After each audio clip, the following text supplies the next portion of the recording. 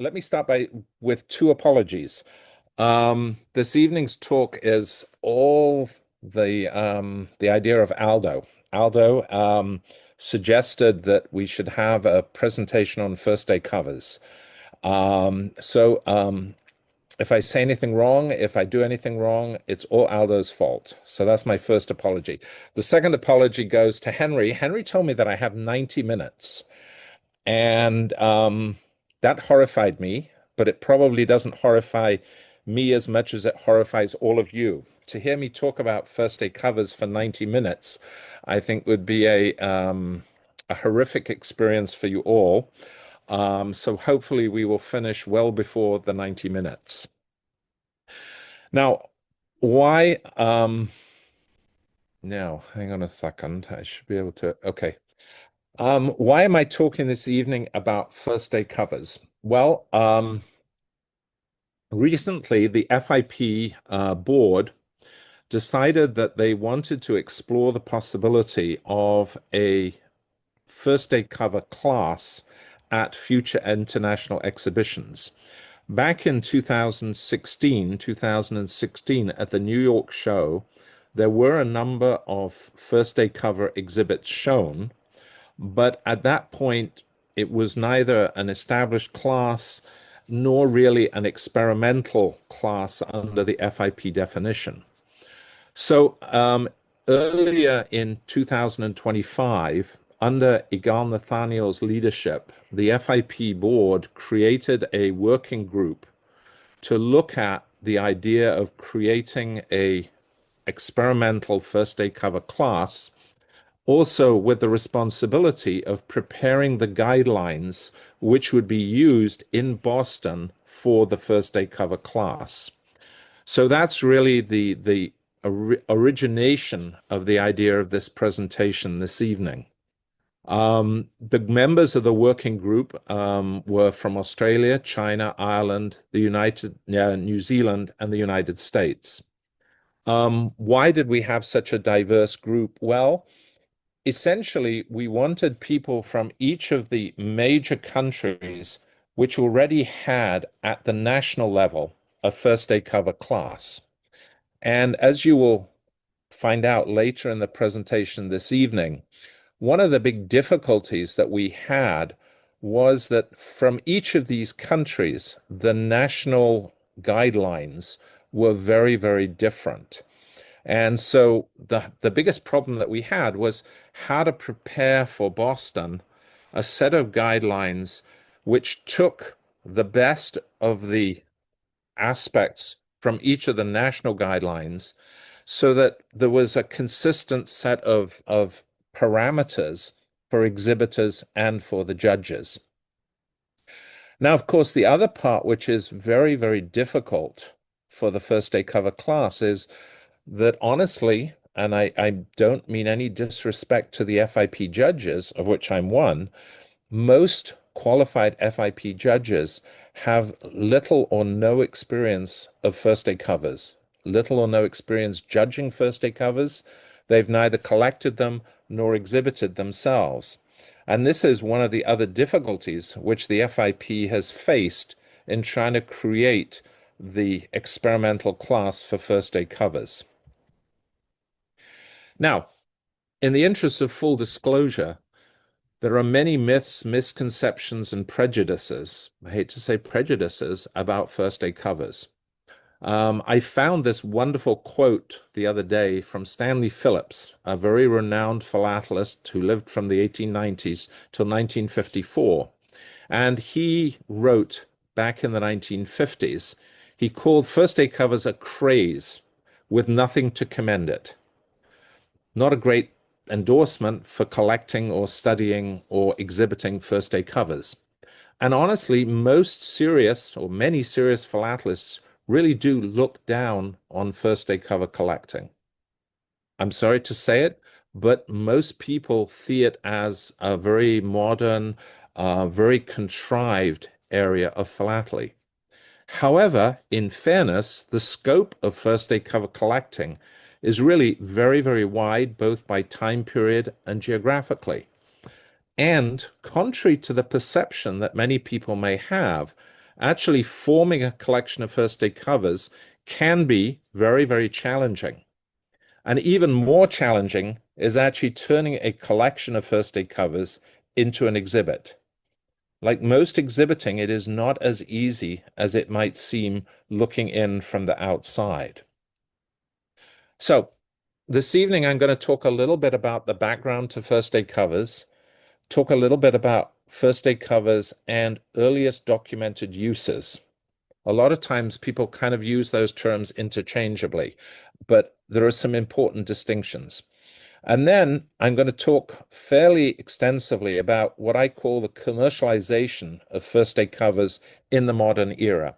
And that essentially means talking about first day covers from the 1950s and onwards. And the key things about those first day covers are basically the cachets that appear on the envelopes and the postmarks associated with the first day covers. And then we'll talk a little bit about collecting before eventually moving on to the question of exhibiting first day covers and the FIP experimental class. So, starting out, what's the difference between a first day use and an earliest documented use? Well, the key thing with a first day cover is that it is a postal item with stamps affixed, cancelled by the postal authority on the officially designated date of issue or validity for postal purposes. Now, an earliest documented use, which many of you, especially those of you who collect classic issues, are much more familiar with, is the earliest documented use. What do you have? A cover with a date showing the earliest date that that stamp is recorded, used upon. In many cases, those early issues, those classic issues, never had an officially designated first day. Or let's say we don't know of an officially designated first day. Now, the other thing which is really important is, and I mentioned about the confusion of terminology, confusion about the way things are described. A lot of times people say, well, I have the earliest known use, to which, of course, the question is always known to whom? And so, in terms of first day covers and earliest documented uses, the key thing is that the earliest date should be documented. There should be an article or a census or some published information that actually corroborates the fact that the item is the earliest documented use. Now, first day covers, what's the distinction between a first day cover and an earliest documented use? Well, essentially, first day covers are just part and parcel of earliest documented use. They are the ones with the officially designated date of postal validity. Now, people say, well, what about postal markings? What about cancellations? Actually, if I can say, Walter Britz asked me this question the other day. What about the introduction of postal markings? Or he didn't ask about postal rates, but that is also a logical question. What about the earliest documented use of a new postal rate or the earliest documented use of a new postal marking? Well, in most cases, those, if they were an exhibit, belong in the postal history class rather than the first day cover class. That's effectively the general answer. Now, this is not to say that we don't have early first day covers. There are many, many early commercial first day covers, but they may not look like the first day covers that we think about today. And in most cases, they were fortuitous commercial covers that were sent with regular mail. They were not created for collectors or by collectors. Now, it's also important to remember that in some cases, we don't even have a first day cover for a new issue of stamps. Oftentimes, all we might have is a dated postmark on a single stamp. Now, let's go back to the beginnings of philately and the beginnings of adhesive postage stamps. Obviously, the first logical first day usage is the first day covers of the penny black on the 6th of May, 1840, the first day of postal validity of the penny black. And this particular first day cover, 6th of May, 1840, was actually contrived. It was sent by Robert Cole, a solicitor, an early postal historian and contemporary collector, and he basically sent it to himself on the 6th of May to mark the first day usage of the penny black. In the United States, the 1851 issue for the 3 cent, we have designated first day of use of the 1st of July, 1851. There are 43 recorded covers of that 3 cent, the standard domestic letter rate, used on the first day, the 1st of July, 1851. These are, in the full definition, first day covers. We can also look at some of the other international exhibitions and some of the covers that have been shown. Takashi Yoshida from Japan, in his Prussia collection, shows a number of first day usage of the classic stamps of Prussia. And here are just some of the covers from his own exhibit. First day covers of the first issue of France, the 20 centimes, first day, the 1st of January, 1849. And so my point in this, and here's from Japan in the 1930s, the 10-cent definitive issue used on a first day cover. The point that I'm making is that not all first day covers are modern. Not all first day covers are cached, multicolor products of the Postal Authority. Many of these early covers were strictly commercial mail, but they happen also to be first day covers, and they do belong in traditional postal history or indeed in first day cover exhibits. Now, just turning a little bit to the question of the earliest documented uses. And this is where things get a little bit more complicated, because in some cases with the early issues, there was a first day of sale of the stamp, which may precede the first day that the stamp was valid for postal use. And there are two fairly prominent examples that one can quote. The Indian 1854 half anna, which was valid for postage from October of 1840. There are, in fact, uses as early as August of 1854. And of course, the Great Britain penny black, there are uses preceding the 6th of May as well. So the key thing to remember is that, in fact, earliest documented uses may, in fact, precede the first day cover. And that's why I say there are subtle distinctions between earliest documented uses and first day covers. Now, again, part of the difficulty with earliest uses is that things can change. As new discoveries are made, as further research is done, those earliest documented uses can change.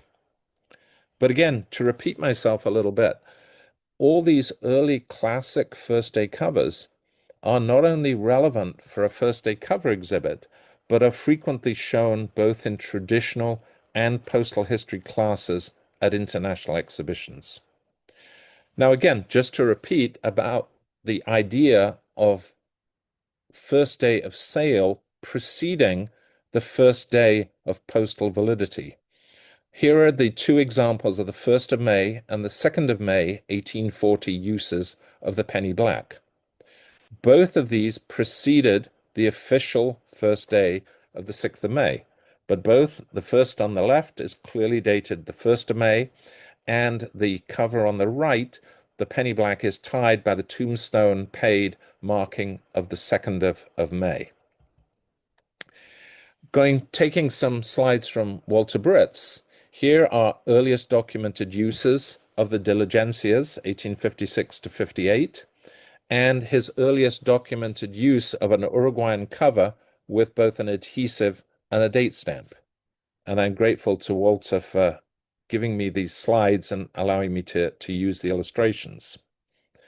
Now, again, another complication that can arise between a first day of issue and a first day of sale actually happened with the American Columbian issue from 1893. It turned out that, of course, on the 1st of January, 1893, which was a Sunday, most of the post offices were closed. And so, from a first day cover point of view, actually the second day, the 2nd of January, is really taken to be the first day of issue. So again, we have this flexibility between documented uses, first days of sale. Now, let's move on to what I call the transition to the modern era of first day covers. And I'm sure this part of the presentation is going to discuss and show the type of first day cover that immediately comes to mind for most of you. You may not have thought about the classic period of first day covers, but this modern or semi-modern period is probably the one that you immediately think of. And it coincides by and large with the introduction of special and commemorative stamp issues. So by and large, we're talking mostly post 1945 onwards. And the other key aspect to most of this modern era is the fact that there was, in most cases, an official date of issue by the postal authority. And the other aspect, and this is where we come into kind of the philatelic side, in most cases, the covers are generated purposefully, either by individuals, philatelic companies, or in more recent times, by the postal authorities themselves. And the two other aspects which coincide with this whole transition to the modern era, the introduction of cachets and also the introduction of special or commemorative postmarks frequently associated with the first day. Now, in the beginnings of this modern era, essentially we start out with plain envelopes, no special inscriptions on the cover, and in most cases, just a normal, regular town date stamp. If we look in Great Britain, the late Oswald Marsh, who was a stamp dealer, a very active stamp dealer, he lived from 1880 to 1951, and coinciding with the reign of King George V, he manufactured a significant number of first day covers for the new stamps, the new values, new shades, and all of the covers were addressed to himself at his home, 26th Avenue in London. And this is really, I think, the beginnings of the commercialization of first day covers. The stamp dealers becoming active, deliberately generating covers, marking the issue of new stamps. And this is just one example. Now, it's not to say that Great Britain was always in the forefront of everything, although some of us might like to think they are. Actually, this is the first illustrated British first day cover. And this is from the 22nd of June, 1911. It marked Coronation Day, and it also coincided with the issuance of the halfpenny and the penny Downey head stamps, the first stamps of Great Britain showing King George V, who and his coinciding with his coronation. And as I say, this is the first illustrated British first day cover, June 1911. And I'm sure much earlier than most of you might have expected to see an illustrated first day cover. Now, again, emphasizing a point, what are really the two key components of an illustrated modern first day cover? Well, the first and the primary focus is the cachet. Sometimes the cachet might be simple letters, sometimes it may be a more complex illustration, but it's some form of decorative print associated with the envelope that comprises the first day cover. The cachets might be done by the postal authority, as I mentioned in more recent times, or privately by individuals or stamp dealers. The secondary focus for the illustrated first day cover is, of course, the postmark. And as I mentioned with the Oswald Marsh cover, most of the early first day covers will have generic town councils. In more recent times, and especially in the present day, most times there will be some form of special postmark, often inscribed first day of issue or similar language. And again, as times moved forward, we've had the introduction of pictorial and fairly fancy cancels associated with the subject of the stamp issue. Now, from a collecting point of view or an exhibiting point of view, the key feature is the date. It needs to be clear and legible. So whether you're collecting first day covers or you're looking to exhibit first day covers, the most important thing is that clear and legible date that ties into the first day of issue or the first day of postal validity. Now, how do the cachets come about? Well, very similar to stamp production. You start with an artist, you start with models, designs, and these are the artwork done by Michael Goeman, a very famous stamp designer for a number of British Commonwealth stamp issues. And this is the artwork that he did for the first day cover for the Malawi angling issue. And you can see his preliminary sketch, the watercolor showing the fish, and then the overlay of the lettering, which was turned out not to be adopted because when you look at the finished design, which was done by or issued for the Malawi Post Office, you can see the logo of the Angling Association was placed in the center at right instead of the left, and the lettering, instead of being at the top, official first day cover, was moved to the bottom of the design. So it's a very similar process to the actual production of the stamps. The artist makes the pictorial part, the lettering done as an overlay, and then eventually the design is approved, adopted, and printed. In the United States, we also have artwork and archival material associated with the cachets for first day covers. A number of years ago, the Archives of Artmaster, one of the most prominent cachet makers for American first day covers, their archival material came on the market. And this is the printing plate for showing Benjamin Franklin, which was the printing plate for one of the cachets for the half-cent definitive a number of years ago. Now, again, talking more about the cachets themselves can comprise different forms of printing, lettering, and so on. Obviously, the different types could be lithography, photogravure, intaglio, hand stamping, and indeed, in a number of cases, you will get added elements. A number of times they would glue images or photographs onto first day covers to create a pictorial image. One of the more famous first day cover producers in the United States was a lady called Dorothy Knapp. And she, for a small, limited number of clients, prepared hand-painted first day covers. And this is one of the examples. This is for the American issue in July of 1942, commemorating the Chinese resistance to Japanese aggression. And you can see the design, a tribute to China. Dorothy, in most cases, she only made like half a dozen of each of these designs. What she did is she had a technique where she would take old-fashioned tracing paper, create the design as a pencil outline. She would then use the tracing paper to superimpose the design onto the envelope, and then she would hand color with watercolor to make these beautiful ornate designs. She did this over quite a number of years. Her husband actually ran a first day cover business, but his first day covers were produced in much, much larger numbers. The reason I talk a little bit about Dorothy Knapp is that she was actually born in Kingston, New York, which is about 8 miles from where we live now in Woodstock, New York. And she died in 1986, just across the Hudson River in Rhinebeck, which is on the opposite side of the river from Kingston.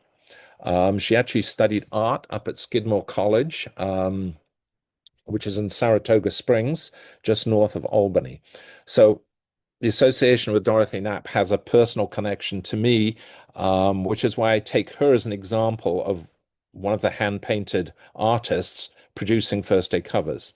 There are a number of others, But I think it's fair to say Knapp was probably one of the most talented of all the people producing these beautiful hand-painted cachets.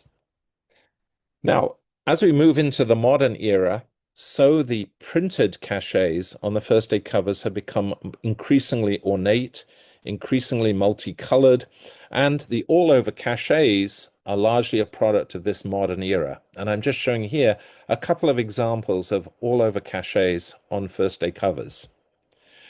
Now, one of the issues which, how do I put it, created a lot of debate for the FIP working group on the first day covers was how do you reconcile the differences between what one would call official postal authority first day covers and first day covers created by individuals, stamp dealers, or even collector societies, who, in a number of cases, will generate their own styles of first day covers. Now, it's fair to say that in most cases, the postal authorities really only started producing cachet first day covers from the 1960s onwards. In the formative period, in the 20s, 30s, 40s, 50s, in most cases, the burden fell upon the dealers and the collectors to generate those cachet covers. Now, in the previous slide, I showed official cachet covers of the issuing postal authority. Now, again, things start to get a little more complicated. British colonies are always complicated. In most cases, for most of the British Commonwealth countries, the Crown agents were responsible for the generation of the stamp issues. They were the ones who liaised and directly contacted the printers. They're the ones who worked to approve many of the designs. And they themselves were also responsible for generating first day covers, again, mostly from the 1960s onwards. So here we show two examples of official Crown agents' first day covers. They're not issued by the Postal Authority, nor are they issued by stamp dealers. They're done by the agents responsible for the production of the stamps. So when we were discussing, well, should an exhibit of first day covers be limited only to the cachet covers of the Postal Authority, or should one be able to show the full spectrum, the full range of first day covers, including the Crown agents, including the dealers, and including the individuals? And this was a source of considerable debate. In the end, we reached a compromise and said, well, actually, you can show either the official Postal Authority cachet covers, or you can show cachets produced by others, but obviously they should be properly identified. Now, let's talk a little bit more about the commercially produced first day covers. Generally speaking, produced by stamp dealers, individual collectors, stamp clubs, or societies. Now, one of the differences, again, which we tried to balance was that if you look at the number of cachet makers among the different countries, the number of cachet makers varies greatly. In the case of the United States has the greatest number of cachet makers. Many of them were active for a fairly long period, and unfortunately, many of them are no longer in business. But you had this huge number of cachet makers.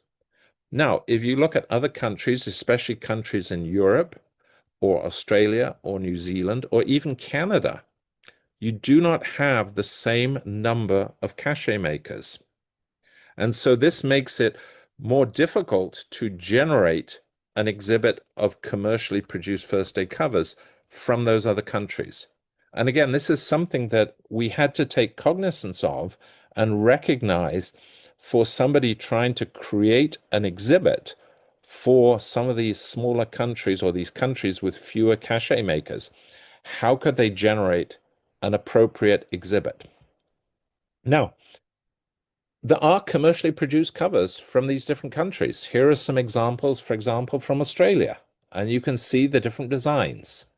Here are some from Great Britain. The one on the left addressed to Healy and Wise, who were um, one of the prominent, long-lasting stamp dealers in London from the 1940s onwards. They finally went out of business in the 1980s after they'd moved away. They used to actually have a stamp shop just behind St. Paul's Cathedral for many, many years. The one on the right, again, a commercially produced first day cover for Queen Elizabeth II's coronation in 1953.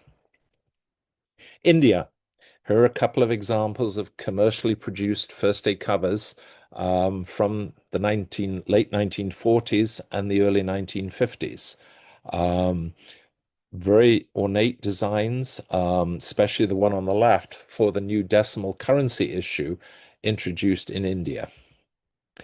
Now, again, to complicate the story more, in some cases, you actually have what I call hybrid first day covers, which are generated in a combination between the postal authority and a private company.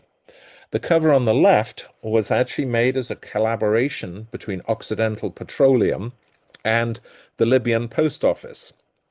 Occidental actually provided the funding for the stamp issue.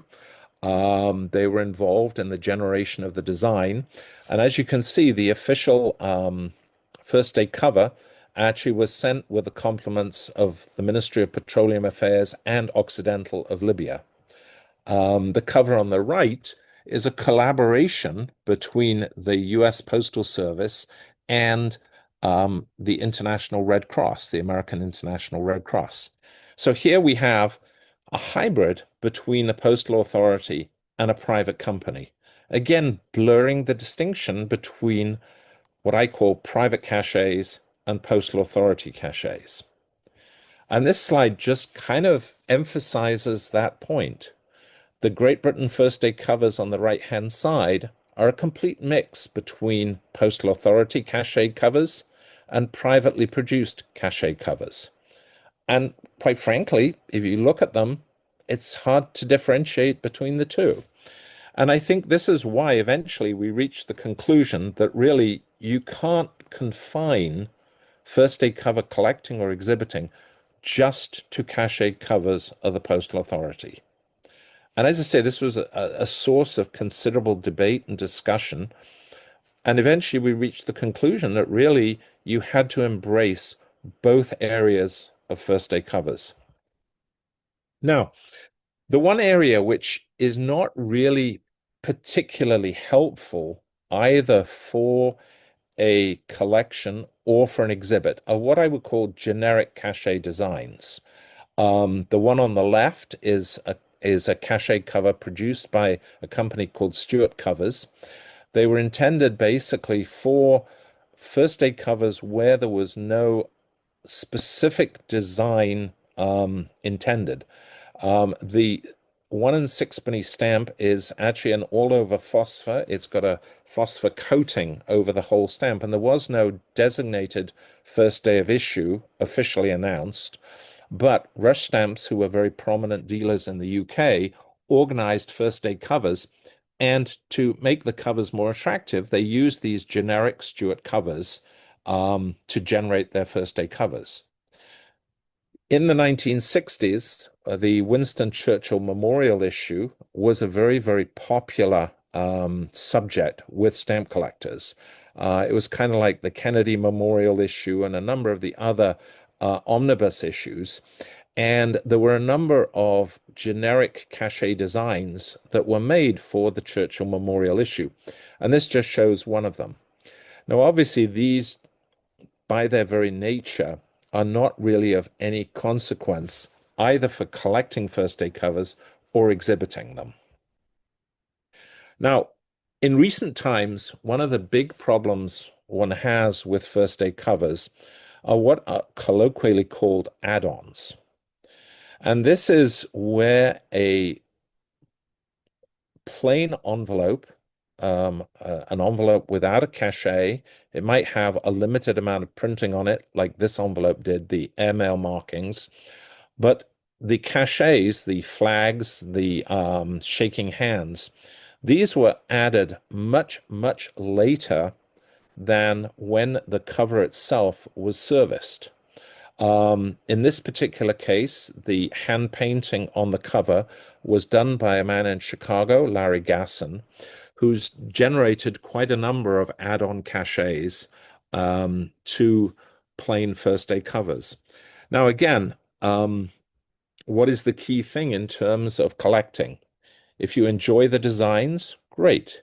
If you're going to exhibit them, you have to be very, very careful to correctly identify the fact that the cachets and the hand painting are not contemporary, but they're later add-ons. Now, in addition to the hand painting, now with laser printing, it's also possible for people to print various cachets, various designs onto otherwise plain envelopes. And so this is one of the areas where knowledge of the exhibitor is important to correctly identify such non-contemporary add-ons. Now, again, just to kind of show some of the scope and breadth of first day cover collecting, first day covers come in all shapes and sizes. This is an example of a United Nations first day cover folder. India has also generated a number of first day presentation folders. You have the first day postmark, you have the set of stamps, but they're not envelopes in the traditional sense that we think of. They are folders. They can come in rectilinear shape, rectangle shape. The one on the left being an Egyptian first day sheet, the one on the right being a first day presentation sheet for the United States. Here we have a show program for the American Stamp Dealers Association ASDA show in New York in '77 with a United Nations and an American stamp canceled with the first day postmarks. So again, first day covers can come in all shapes and sizes.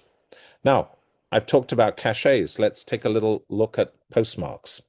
Now, obviously, the postmark must be the product of the postal authority. The postmark has to come from the postal authority associated with the issuance of the stamp. Now, the actual mark itself could range from a standard town postmark shown with the Gambia, or it could be a postmark fully inscribed first day of issue, as with the Great Britain Machin stamps from 1967, or the Australian first day of issue postmark from 1973. But again, as I mentioned earlier, the key thing with the postmark is you've got to be able to read the date. It needs to be clear, clean, and legible. Now, again, to increase the range and scope of a collection of first day covers, you want to collect as many different locations for postmarks as possible, assuming that there are multiple postmarks. The US is kind of the one exception where they have their so-called launch city, where there is only the postmark applied in that one launch city. And there was just recently a first day ceremony in Wisconsin for a first day issue. And hopefully at Milkopex in 2026 in September, there may be another first day ceremony in Wisconsin, and that will have a Milwaukee first day of issue cancel. Now, I mentioned again earlier about the introduction of pictorial postmarks. In many, many cases, the modern first day covers come with different styles of pictorial postmarks. But again, in all cases, the key thing is the date, the legible, clear, easy to read date. And this is again just some examples, some random examples of pictorial postmarks. Now, one of the thorny questions is, should your first day covers be addressed, unaddressed, and what is the status of a cover which is basically handed back to you by the postmaster after he's postmarked it? Well, in the United States, in most cases, there's not much of a distinction between addressed, unaddressed, or handbacks. But that is not necessarily the case in all countries. Now, collecting-wise, you can collect the first day covers in any style or any nature that you want. But from an exhibiting point of view, when you move from collecting to exhibiting, ideally, covers which have been transmitted through the postal service are best. And obviously, covers with a scarcer destination or covers with auxiliary markings are even more desirable and beneficial from the exhibiting point of view. Now, again, just examples of handwritten or typed addresses. Um, from my point of view, aesthetic considerations are really key. How attractive does the handwriting look on the envelope? How attractive is the typing or the form of address? Aesthetic considerations and personal preference.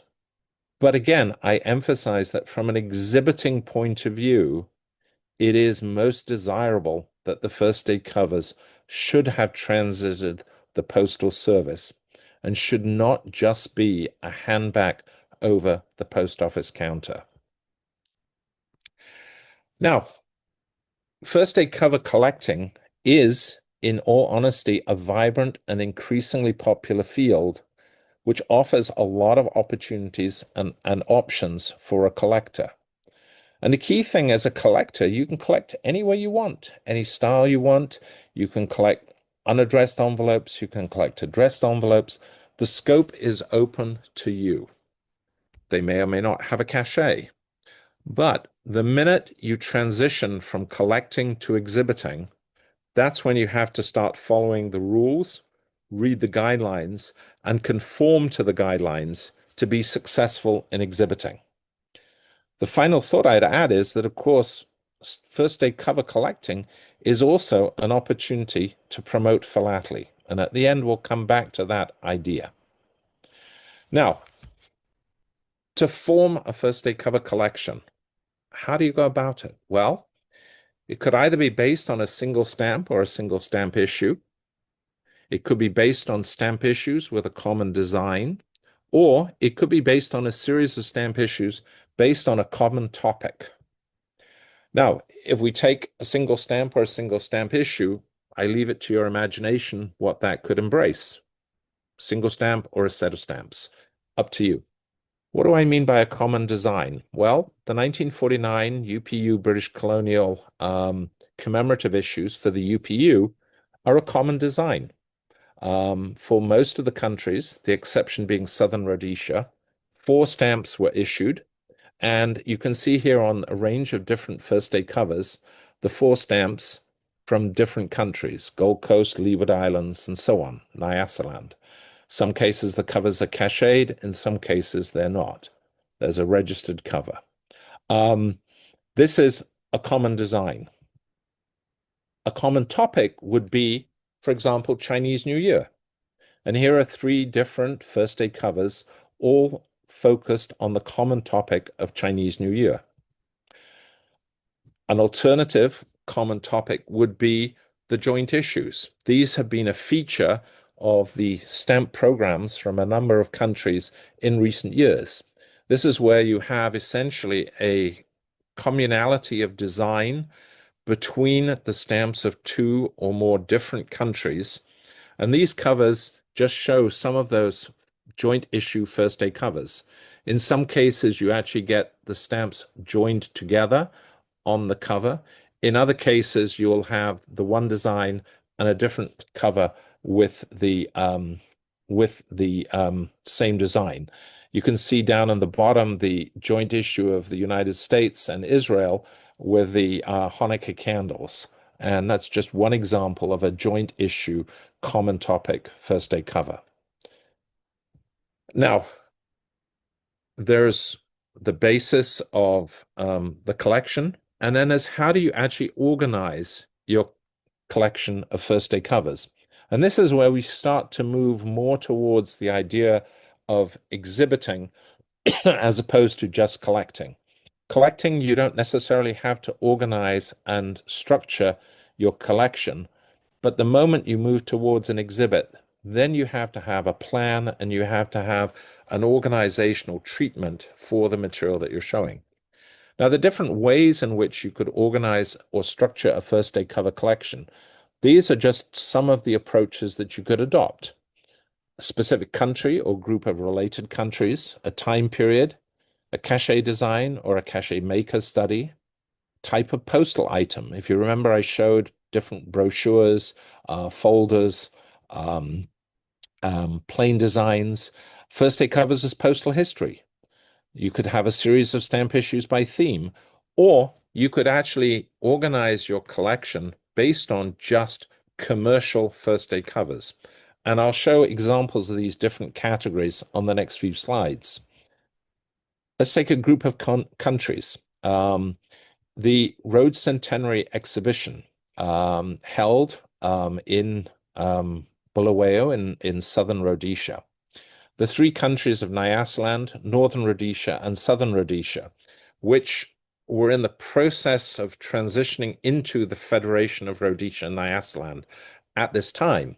We actually have a common design from three related countries, Northern Rhodesia, Southern Rhodesia, and Nyasaland. And these are first day covers associated with that Rhodes Centenary exhibition. So we have a group of related countries, and this could form the basis of a group of first day covers, a collection, or potentially an exhibit. By time period, illustrations of Canadian first day covers from the 1930s, 1940s. You could study that time period. You could do the same for Australia or the United States or Great Britain. So the key thing is first day covers issued within a certain time span. We could have a study of different cachet makers.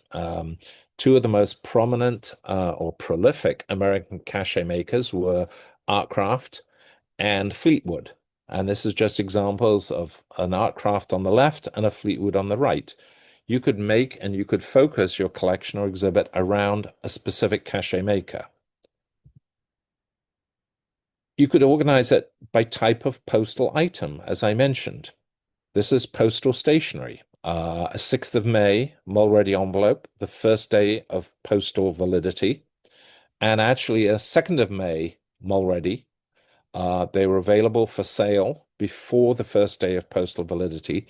And the one on the left from Liverpool was mailed 4 days before the official date of validity. Great Britain postcard from 1870, first day of issue.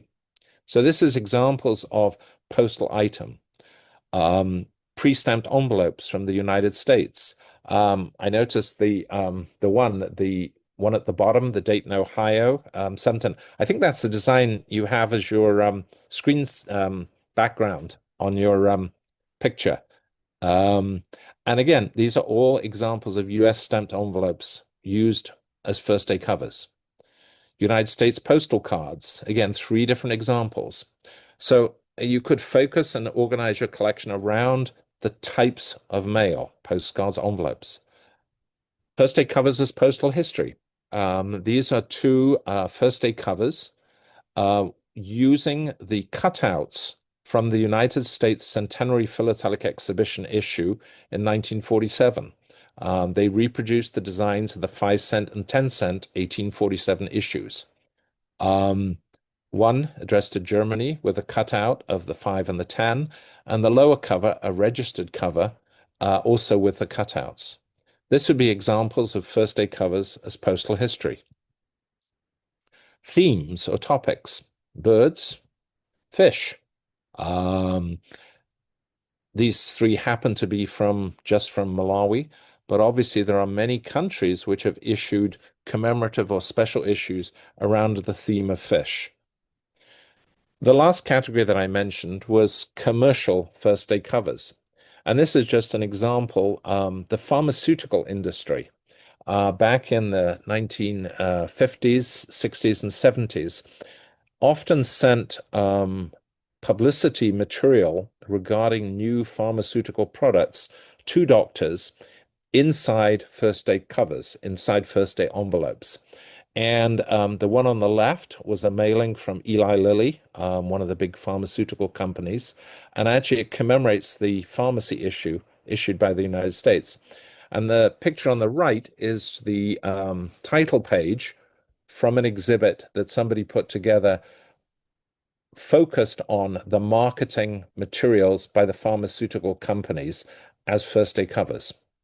So these would be examples of commercial first day covers, which again could form the basis either of a collection or of an exhibit. Now, a caveat, there's always the case and the special case. Well, the special case with first day covers are really what I call event or commemorative covers.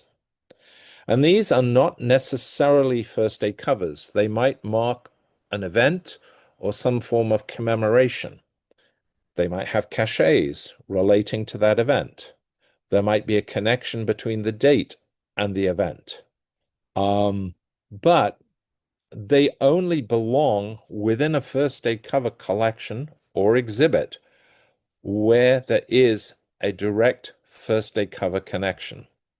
So these look like first day covers. They have cachets, they have special postmarks, but none of these three covers actually has a first day connection. So as I say, they look like first day covers, but they're not. And they really would not logically belong within a first day cover collection or exhibit. Now here's the one that does belong. This is actually a first day cover for the Queen Elizabeth Silver Jubilee issue in 1977. The set of 4 stamps, the postmark is for the 11th of May, the first day for the 4 stamps.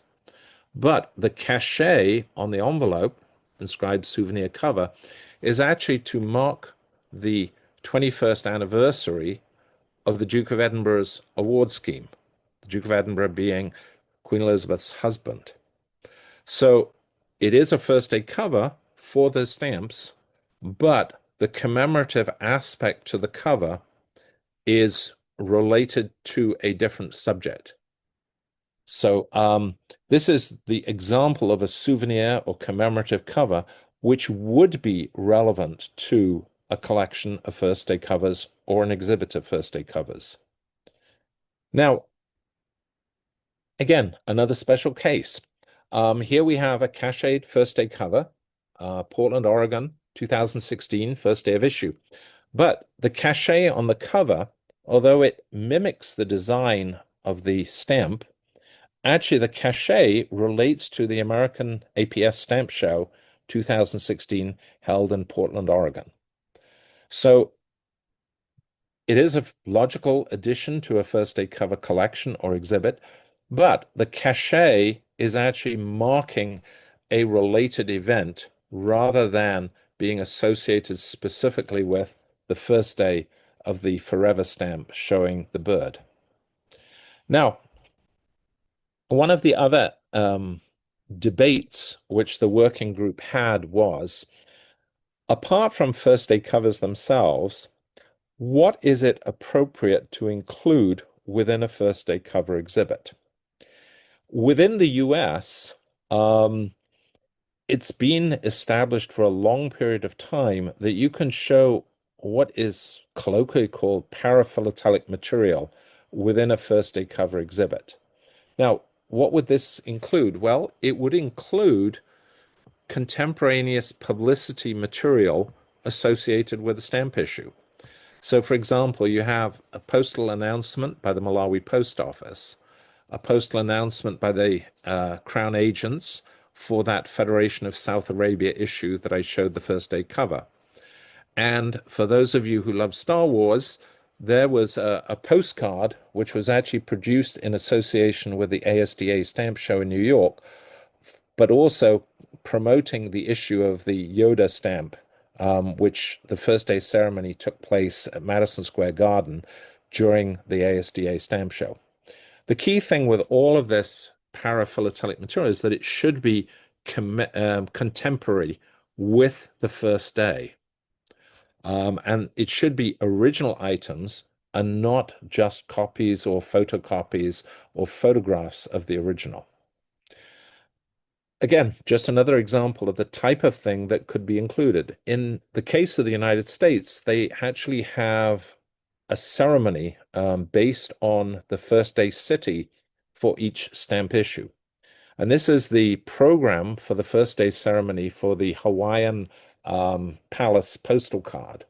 You can see the postal card on the right-hand side, and this is the program. And you can see in the middle the program of the event, the presentation of colors, the chant, the presiders, and the addresses by the different speakers at the ceremony. And obviously, this is all, again, relevant to both a collection or to an exhibit of first day covers. Now, moving forward, having kind of set the context, told you something about the breadth and scope of first day cover collecting, let's talk a little bit more about the transition from a collecting area, a popular collecting area, into the FIP experimental class. As I mentioned at the beginning, the working group was established in 2025. The members of the group were Igal Nathaniel, one of the FIP board members, Brian Callan from Ireland, myself, Charles O'Brien, a very prominent first day cover exhibitor and collector, Frank Power from Australia, Thackeray and Wang from China. These were the members of the working group. And as I mentioned earlier on, the thing we tried to do was to look at the different national rules and guidelines and say, how can we bring these together to create a set of guidelines that are helpful for exhibitors for who are potentially going to show in Boston in this experimental class. I have to tell you, it turned out to be a lot more work than I think any of us thought at the beginning. And it's still very, very much a work in progress. We came up with a draft. It was approved by the board, and it forms the basis of the guidelines that are published on the Boston 2026 website. Now, what was it that made this thing so difficult? Well, the Chinese had one set of rules and guidelines, the Australians had another set, the New Zealanders had another set, and the Americans had another set. And in some cases, they said, well, you can include this, that, and the other. And in other cases, they said, well, actually, you can't include this, that, and the other. And there were lots and lots of differences between them. And each collector potentially coming to an FIP exhibition would obviously have come through their own national exhibitions. They would come having conformed to their own national regulations and guidelines. And how could you balance these different points of view? Well, essentially, we reached the conclusion that really what you have to say is, did the exhibitor do what they said they were going to do? And effectively, how well did they do it? It was hard to make a completely consistent and universal set of rules. Essentially, we had to be flexible. And that always creates problems. But where you were trying to balance these different points of view, we really had to be flexible. This is not to say that the guidelines will be the eventual final IREX. We're going to go through different iterations. There are going to be changes. But what is the basis of all this? Why are we doing it? Well, there's a lot of potential in first day cover exhibiting. As I mentioned, and as it says here, it's a work in progress. We're feeling our way through the idea of being able to have a first day cover, eventually an official first day cover class at an FIP exhibition. That's the aim. That's where we're trying to get to. Now, why is this important? Well, we're trying to promote philately to a younger generation. Many of the first day cover collectors are younger. This may be slightly controversial. First day cover exhibiting lends itself to virtual exhibitions, perhaps more so than classic traditional philately. We have to look at the cost of a traditional in-person philatelic event. Virtual exhibitions can be mounted and organized much less expensively. Um, First day cover exhibiting, as I say, lends itself to these virtual exhibitions. It's also an opportunity to increase participation in exhibitions. Um, Whilst some exhibitions are oversubscribed, that is not always the case. And so increasing participation is also one of the potentials of first day cover exhibiting. And as I say, bottom line, where do we want to be eventually? We want eventually to have an official class for the FIP. Now, the United States has a long-standing tradition of first day cover exhibitions and collecting first day covers. And it's really, as I've mentioned, a country with a tremendous number of cachet makers who worked over a very, very long period of time. But the US system for first day cover exhibiting is not transferable in its present form to FIP exhibitions. We might like to think so, but it really, in most cases, you could not replicate for other countries a type of exhibit that you could generate for the US. Because in the case of the US, you've got so many different cachet makers. The other thing that's unique is the launch city. Now, other countries might have 10, 20, 30, 40 different postmarks associated with a first day cover. In the US, there's only one. There's only one first day cancel for each issue. Now, the US was in it early.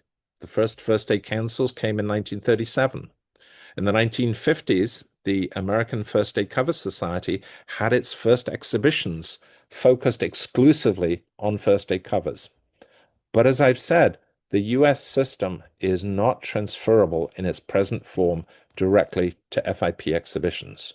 Now, FIAP, the Asian Federation, at the recent Shanghai International Exhibition, had an experimental class of first day cover exhibits. And going back to the different structures of an exhibit that I talked about, there were examples of a single stamp or stamp set. There were examples of synoptic exhibits taking a certain time period. There were examples of first day covers as postal history. There was actually a really interesting exhibit of New Zealand earliest known uses. Um, and there were examples of topical first day cover exhibits, both the Great War, the Asian Games, and also a very interesting exhibit of infectious diseases. The one area not represented was a study of a particular cachet maker, but that's an aside. But that experimental class posed some interesting dilemmas for the judges um, because because of the diversity of countries, India, Australia, New Zealand, the rules that the All China Federation had created, the guidelines, in some cases, a number of these exhibits did not fit comfortably within the structure of the guidelines that were applied for the judging. And talking to the judges, it was very interesting to hear their whole thought process. The most important thing is that for Boston, we hope that the judges will have a better understanding of the diversity and scope and how the first day covers from different countries may look very different from the US exhibits. Now, looking to the future of first day cover exhibits, what are kind of the key things? Well, they can't simply replicate traditional and postal history exhibits.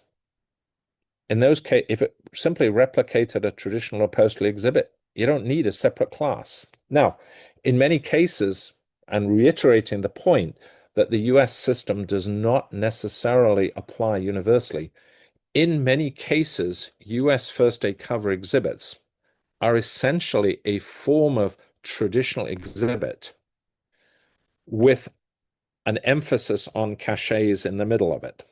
Now, when I say it's an example of a traditional, you start with how the stamp is produced, you show all the different cachets, and then you show commercial uses of that stamp, not necessarily on first day covers. So essentially, in most cases, US first day cover exhibits are simply a form of traditional exhibit. That's all they are. They're a traditional exhibit. And that's why I say the US model cannot necessarily be applied universally because all it's doing is creating exhibits that are a variant of a traditional exhibit. Now, the future, we've got to still eventually iron out the different national guidelines and practices. But the key thing is to let exhibitors define their purpose and scope. The working group also wanted to encourage flexibility, originality, and innovation. We don't necessarily want all the exhibits to look the same. It's not necessarily a healthy situation if every exhibit follows the same pattern. So flexibility, originality, and innovation is something else that the working group was trying to include. Now, we have to balance that there have to be rules. Each of the FIP classes has their own set of special regulations. But we also recognized the need for those regulations and rules to be flexible. However, you have to define clearly what it is appropriate to include. I mentioned in the US, you include the production material for the stamp. In China, according to the rules of the All China Federation, you don't. That is specifically excluded from a first day cover exhibit. So immediately you have the right and the left, very different perspectives about what it is appropriate to include. So this was, again, one of the areas that we had to grapple with looking to the future of first day cover exhibits. What is it appropriate to include? The other thorny question is, well, now you're having an international exhibition, and in theory, the exhibit has to qualify nationally to be shown at the FIP exhibition. Most cases, countries don't have a first day cover class in most cases in which an exhibit could be qualified. So again, this is another issue that we had to start to address. And then going back to something that, again, I mentioned right at the start, the judges. The judges who've never collected first day covers, never in many cases given much thought to first day covers. How does one set about establishing a training, giving the judges experience to look at first day covers to judge them either nationally or internationally? So again, this is another aspect looking to the future that we have to address. So the working group drafted the guidelines. We agreed that there is no single universal approach to exhibiting first day covers. Now, you might say that's a cop-out, but it was pragmatic. We also had to accept the diversity of material and approaches that are already established in Asia, the Americas, and Europe. We can't change what has been established in Asia for a number of years. We can't change what's been established in America for decades. But we somehow have to be able to embrace all those different approaches that have been established in those different countries. Obviously, there are certain parameters that we didn't have a lot of flexibility with, and that is the size of exhibit, 1, 5, or 8 frames, as with the other classes. In terms of the guidelines, the key thing is the exhibitors have to read them. They have to read them, understand them, and follow them. The three key things, as with all areas of exhibiting, are treatment, importance, and challenge. But the primary focus, especially for first day covers of the modern era, is on the cachets, whether it's postal authority or privately produced. Now, treatment is like treatment with almost every other exhibit, but it will be based on the available material that exists for the specific country, time period, and so on, that is the focus of the exhibit. Like all exhibit, it needs a clear title, a well-designed title page, and a clear statement of purpose. The key thing is that the significant portion of the exhibit should be devoted to first day covers. Yes, you can include some of the paraphilatelic material. Yes, if you want to include some appropriate production material for the stamp. But the key thing is the significant part of the exhibit must be devoted to first day covers. The major focus on the cachets. I keep emphasizing this point of the cachets, where they're present. You have to have a logical and interesting manner to organize the cachets. Following from the cachets, you also have to have a focus on the postmarks. In the case of the US, there's only one, but in the case of other countries, there are multiple postmarks that could be associated with the first day covers. But again, you have to have a logical organizing principle for those postmarks.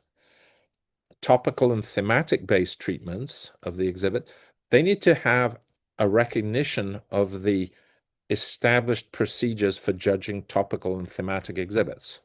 You can't completely ignore the, how do I put it, the ideas and the principles for thematic exhibiting, where you have a thematic-based exhibit of first day covers. And again, presentation, key in treatment, headings logically flowing through the exhibit. One of the other areas that we really grappled with, and which is always controversial, is this terrible term importance. Importance in any area of exhibiting is always a source of argument and discussion and controversy, especially for first day covers, especially for modern first day covers. It's difficult to assess and arguably quite subjective. Now, in the Old China guidelines, they actually say that the importance of a first day cover exhibit is, to quote, the philatelic value of the exhibit. Now, frankly, don't quote me, I'm not exactly sure what that means. In the US guidelines, it is said that importance is generally related to the thoroughness of treatment. The US, of course, also now differentiates between subject importance and philatelic importance. The 10 points get split 5 and 5. In terms of first day covers, how do you assess the importance of a first day of a stamp? Well, arguably, the key thing is how important is that stamp for which the first day cover exhibit is based? How important is that within the overall working of the postal system?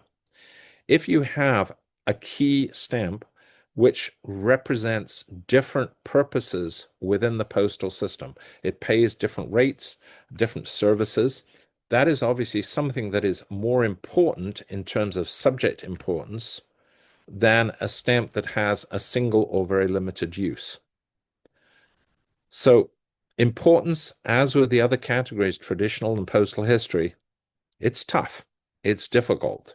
There is a certain argument that, especially for a first day cover exhibit, and this is very controversial, it would be great to eliminate the category of importance from the whole judging process.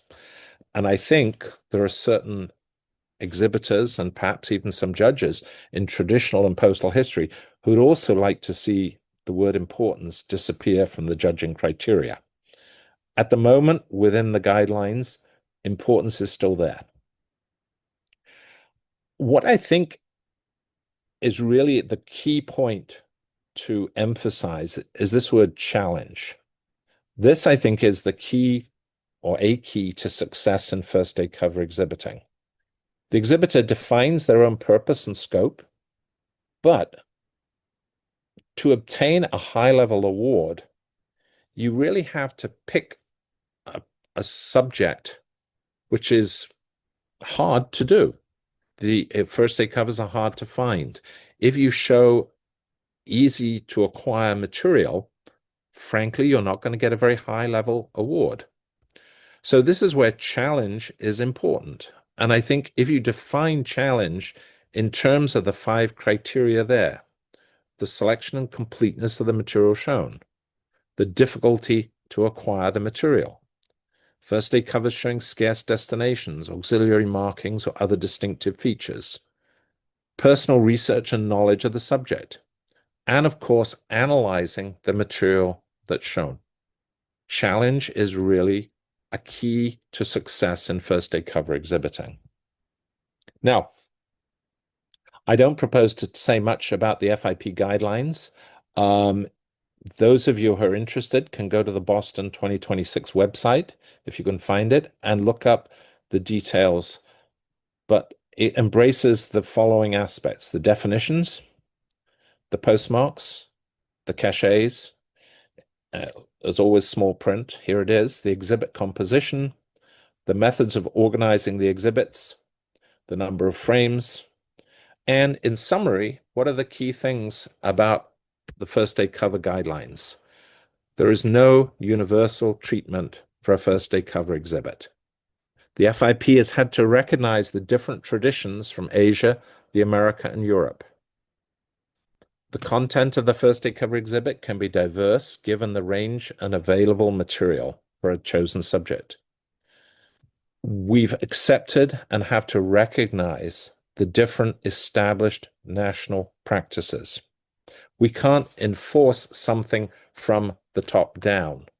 We have to recognize what's already built at the national level and build upon that to create a level playing field for exhibitors at the FIP level.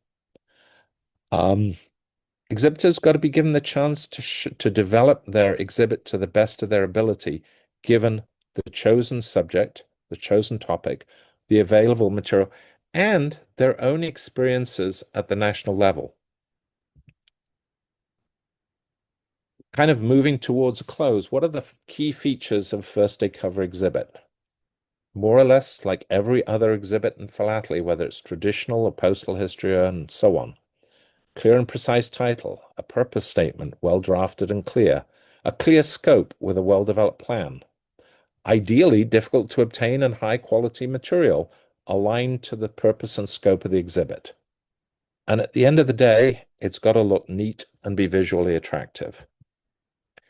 Now, one of the things I touched on the way through was first aid covers as an opportunity to promote philately to a younger generation. In a recent issue, the American First Aid Cover Society launched a cachet making contest for kids. A wonderful idea. If you look at the issue, the first aid cover on the right, children's art on stamps and associated first aid covers. This is an area where you could encourage youth to have an interest in philately. Encouraging kids to design, building on the traditions of Dorothy Knapp and the other hand painting artists who designed first aid cover cachets. Encourage kids to design their own first aid covers. If you get their interest, if you get them involved, you have the opportunity to build upon and hopefully promote philately to a younger generation. Now, drawing to a close, just some informational resources. The American First Aid Cover Society, a great source of information. The American Philatelist, the APS, published an exclusive issue recently just on first aid covers. There are a number of catalogs and lists of cachet makers for individual countries. Andrew McFarlane published a book recently, First Aid Cover Philatelic Exhibiting. It's got a lot of the hows and whys and what to do. His views are not always agreed by everybody, but as a outstanding resource for somebody interested in generating a philatelic first aid cover exhibit, this is a really, really excellent starting point. I've mentioned several times the published FIP guidelines on the Boston 2026 website. I understand they are going to appear shortly on the FIP website itself. In the Flash magazine for April 2025, I put together an article on first aid covers. It had the caveat that the views were not necessarily endorsed by the FIP board, but you should always start with a diversity of opinions in order to hopefully reach the right conclusion. So for those of you who are interested, I recommend that Flash article particularly.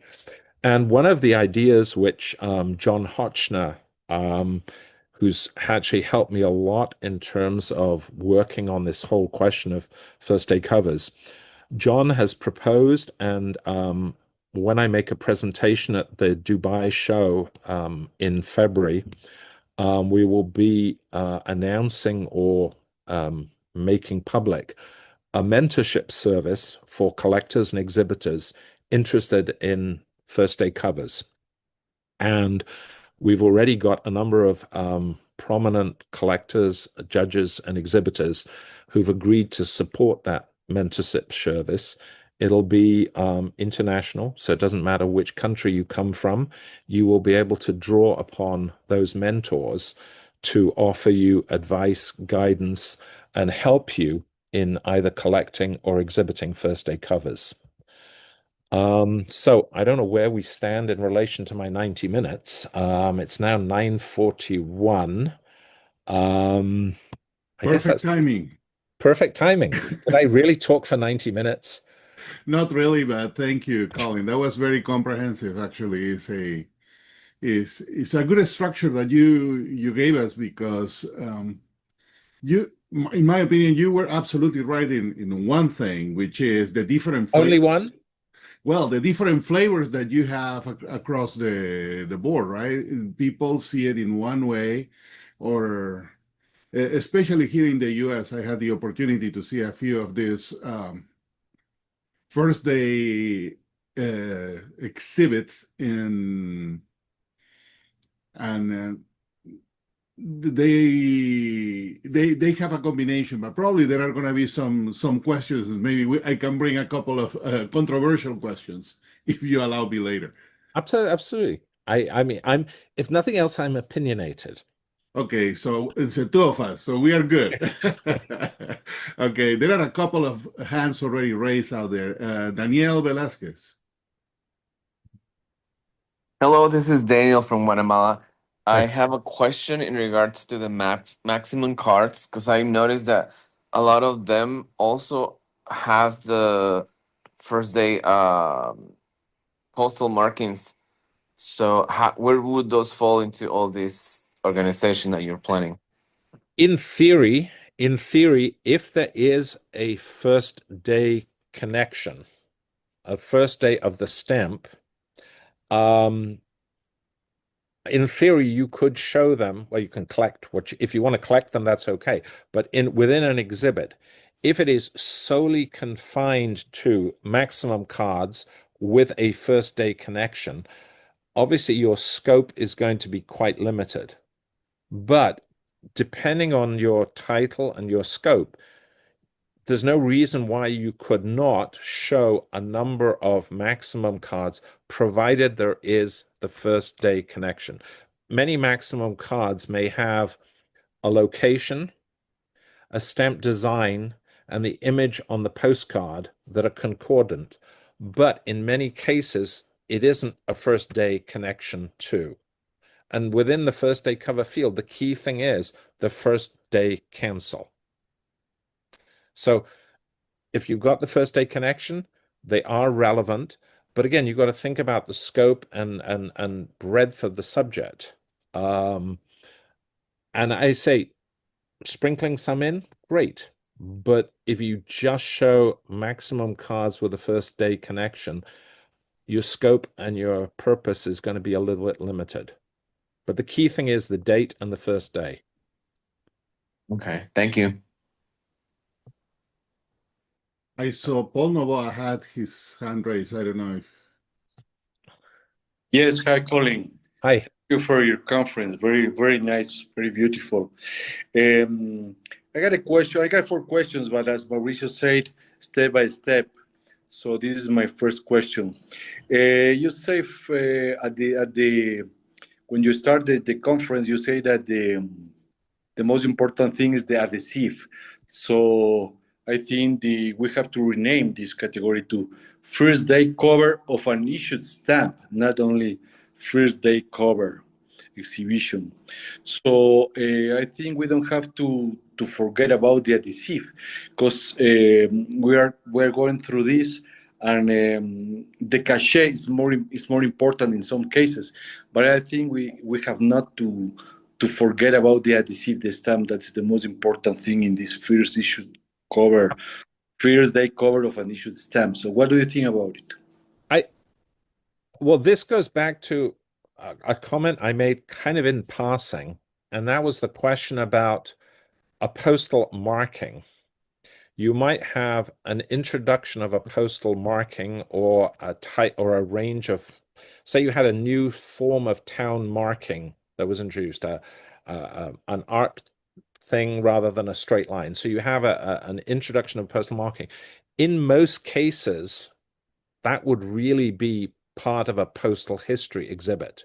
So there is really, I don't say a necessity to have an adhesive. Essentially, that's a key component. Yes, we emphasize the cachet, and yes, we emphasize the postmark, but you have to have the underlying stamp associated with the cachet and the postmark. Okay. Most exhibits that were just postal markings would effectively really belong within postal history. I mean, all of these, how do I put it? All of these categories have kind of fuzzy edges. Sometimes, it's hard to be totally strict and say, well, that really doesn't belong in this category. But essentially, in most cases, if you just focus on the postal markings and a first day connection with those postal markings, that is going to get transferred into postal history. Mm-hmm. As a traditional jury, I don't think the importance is kind of difficult to qualify.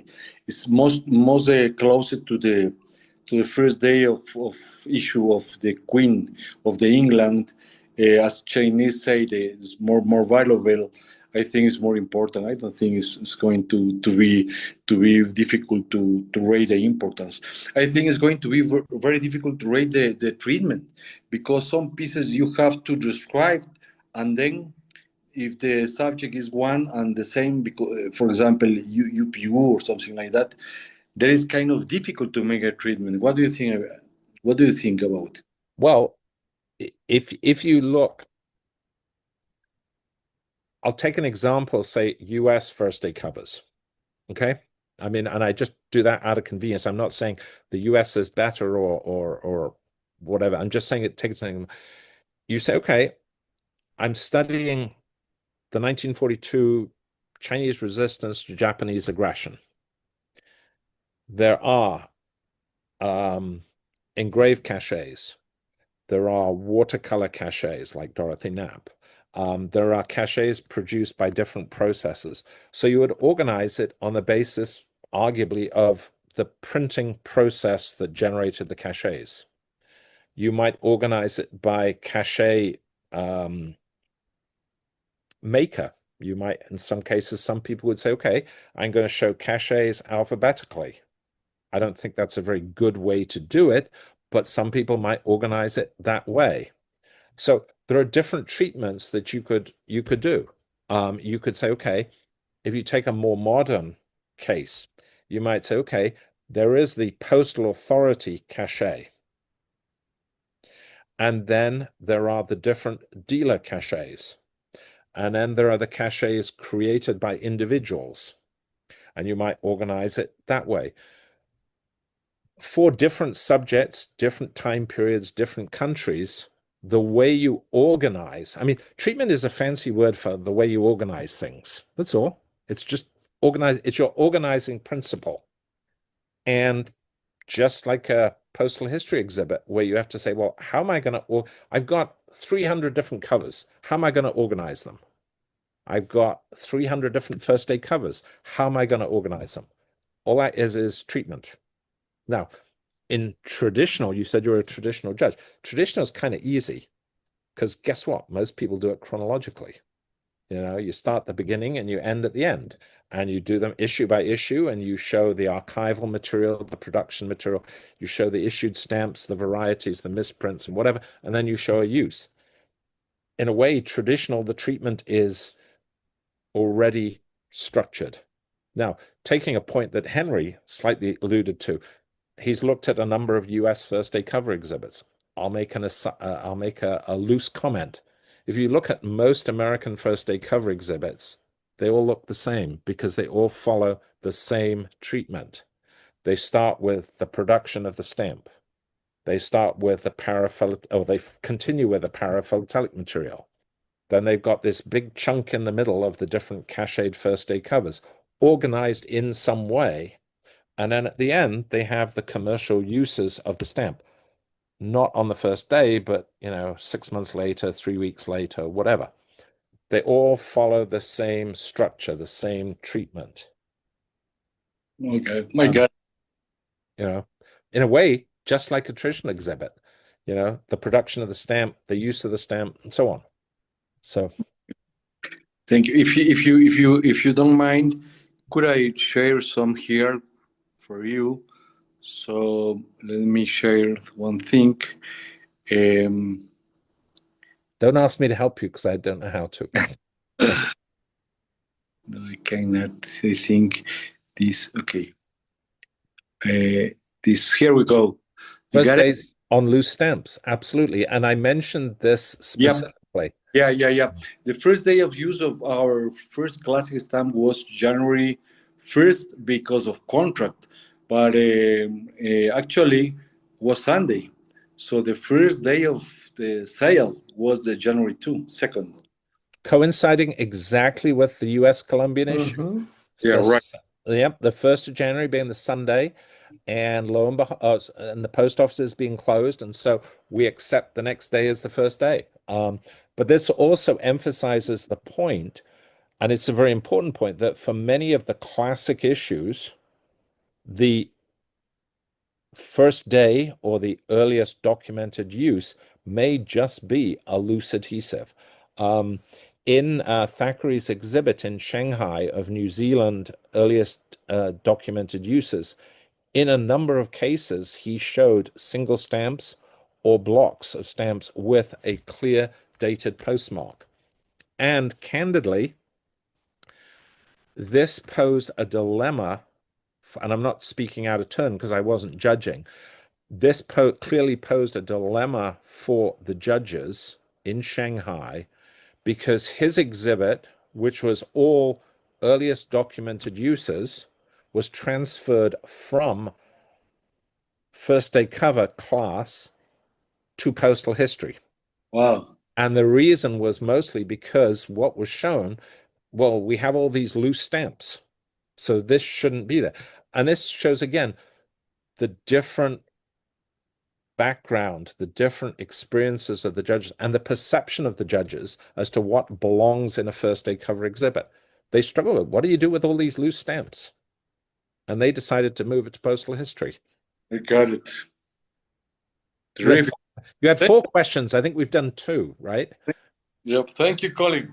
Okay, you're welcome. Conference. Terrific. Thank you. Okay, you're welcome. Mauricio. First, Colin, thank you for this very interesting and enlightening presentation. Because honestly, I didn't knew that so much could be done with first day covers. And it's great that we have this today at Mi Oficina because fortunately this will be kept in YouTube and a lot of people will see it in the future. Regarding the covers by themselves, as you mentioned, it's preferred. Let me correct me if I have something wrong. We prefer to have in an exhibit a cover that actually went through the postal service, right? Correct. Correct. Unlike a cover like the one that I have on the back, which was just canceled and then just handed back most likely to whoever had it canceled.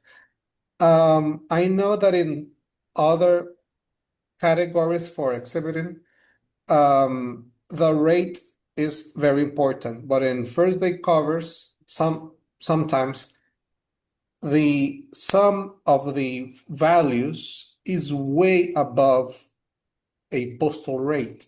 How are the covers handled in those cases that the face value of the stamps won't fit or won't be matching any like rate because they're using the whole set for the first day of issue on a cover that might go through the post office but heavily overpaid.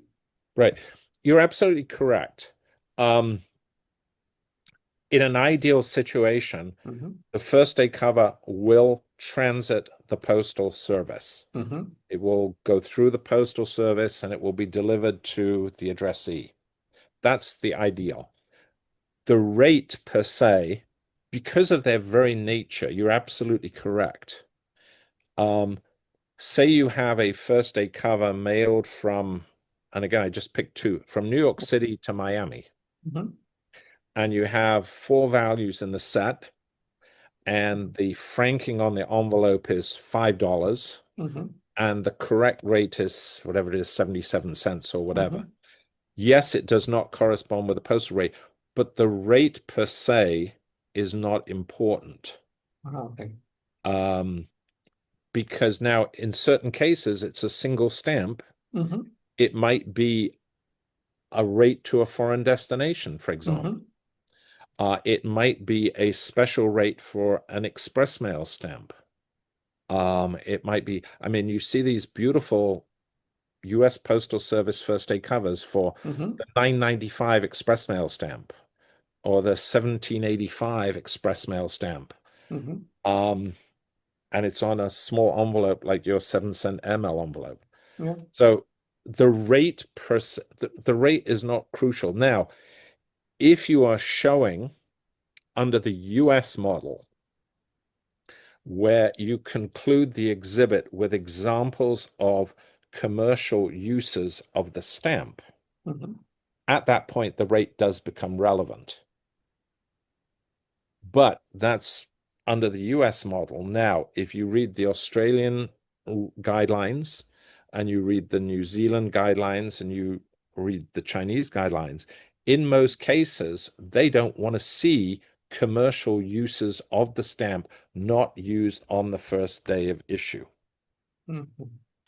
So this it goes back to, and it reiterates the point. And my wife always says I repeat myself, and she's probably right. I probably do repeat myself. But the US approach to first day cover collect exhibiting isn't necessarily universally applicable, Mm-hmm. nor does it correspond with what you might do if you were exhibiting at a national show in China. I mean, the collector who collects the Chinese resistance to Japanese aggression, he is his exhibit was originally based on the US model. Mm-hmm.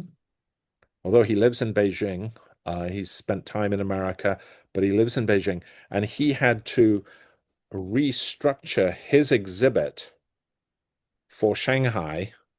He had to eliminate all the production material. He had to eliminate all the commercial uses of that 5-cent stamp in order to comply to the regulations that were in place for Shanghai. And that's why I say different countries, different rules.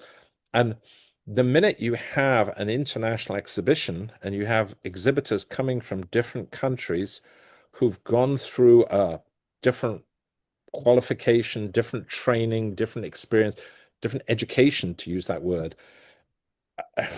somebody who's spent their lifetime forming a first day cover exhibit within their own country who suddenly goes international is, well, this doesn't qualify because. Mm-hmm. You've got to say, okay, well, this is he's coming from this tradition. This is the way he has been led to believe his exhibit should be. You have to be able to say, well, okay, he's done what he says he's going to do, but he hasn't done a good job, so he gets a silver. He's done what he says he's going to do, and he's done a really good job, so he gets a gold. So you have to take cognizance of where the exhibit is coming from. And it's, does he have a clear purpose? And has he done what he says he sets out to do well? Mm-hmm. And I think that's where you've got to be flexible. You've got to be flexible and you've got to embrace the different approaches that have developed over time. I mean, we can't rewrite history. We've got to build upon what's already been created rather than trying to start all over again. And I think that's probably the hardest thing that the working group has had to do is to build upon what's already there rather than throwing everything out and starting all over. And sometimes that's hard to do, but I think that's what we tried to do, was to build upon the traditions that are already there. Did I answer your question? Yes, you did. Thank you very much. Colin, a couple of things. One, following on what you guys were discussing. This is my opinion. I guess there is going to be a natural bias because number one, this is going to be experimental, so everyone is going to come with a mindset. And I don't know how many first day cover exhibits will be at Boston, but I would assume that it's going to be probably the large majority in the class. So there is probably, and I'm just speculating purely here, is going to be a tend to go more into the way that this US-based first day cover exhibits are going to be formed and the uniformity that you described. So in a way, that's going to be a little bit biased. I'm speculating again. And normalize across that is going to be an issue. So are you guys going to Can I have respond like to a that? preset for it? What can I respond to that? At this point, I have no idea how many exhibits are going to be. I have no idea what countries they're going to be from. And I have no idea who's actually going to be judging those exhibits. I mean, I'm trying to remember in Shanghai, you had a Japanese judge, a Chinese judge, and I'm trying to remember who the other juries were, and I just don't remember. And Colin, and the Shanghai, the first day cover class judging is including the Mr. Sato-san, Kochi Yeah, Sato-san, Mr. Sato was judging. Yeah, and Dr. Andrew Andrew Zhang Chung from Hong Kong. from Hong Kong, and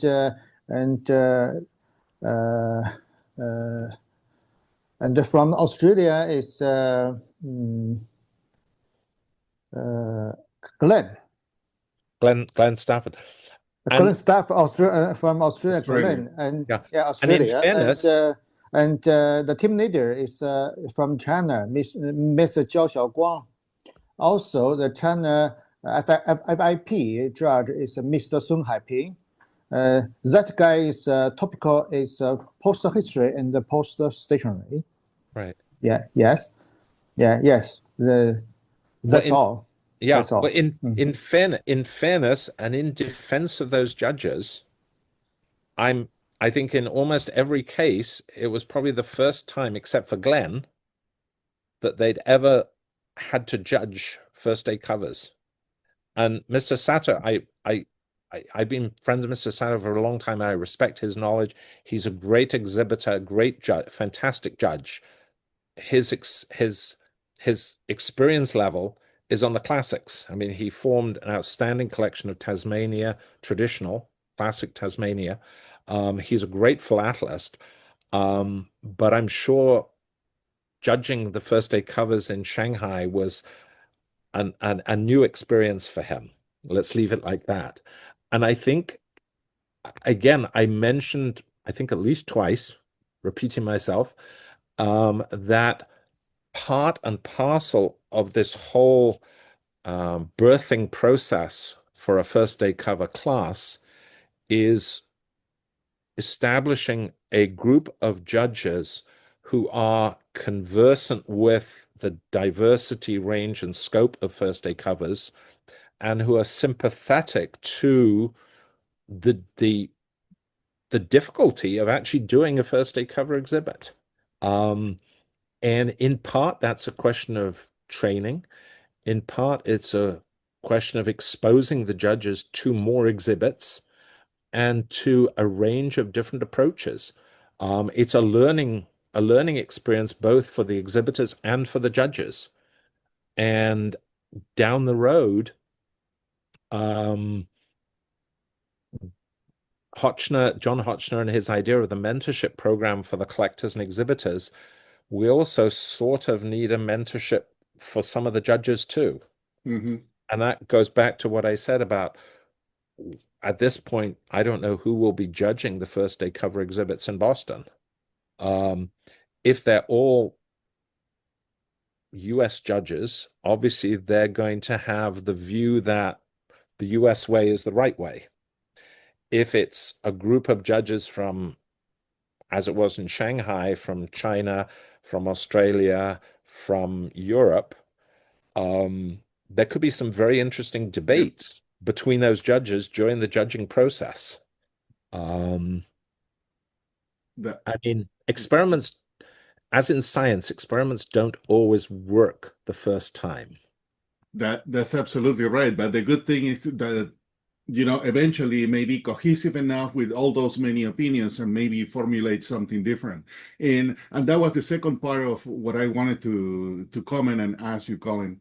It's experimental, of course. They need to try, reshape it, and eventually come up with something that is more homogeneous for everybody. But one of the things that I have heard in the many different, especially thematic presentations we have here at the Oficina, is that the postality of the item is the most important thing. If it does not have any postality connection or postal connection, it won't belong to let's say, a thematic exhibit. Now, the cachet is not postal. Would that mean that eventually, let's say, moving from experimental to trial to sanction, when it gets sanctions, would this maybe influence other classes to now start adopting some of the material that is going to be coming down from the first day cover? Like now, finally, you can have first day covers with the cachet on a thematic exhibit. Would that be kind of down the road the goal? I wouldn't say the goal, but the natural evolution of this? Again, it's hard to express a personal opinion on something that involves the thematic judges and so on and so on. Thank you. Frankly, I think it will be good to see first day covers in thematic exhibits. No, not at all. Not at all. See, different opinions. I mean, we have earliest documented use. I showed first day covers of the classic issues. Let me put you on the spot. Why not? Because the lack of postality. Now, when you say Good night, Colin. Good to see you. But when you say postality, what do you mean? The fact that it didn't necessarily Proper postal use, the tariff, the proper tariff, the proper rate. And what happens if it does? What happens if it has the correct Not rate? the cachet is not postal at all. Well, some cases they're made by the postal authority. Most cases, including the postal made, are fabrication. But say let's take a case. Say you have a single issue US stamp on a cachet first day cover that pays the correct rate, and it happens to have an auxiliary mark on it, and it's got a postal history story to it, and the stamp on the first day cover directly relates to the theme that's being shown. Why? It's an excellent example. Why couldn't you show that? No, you have to show that, but not because of the cachet.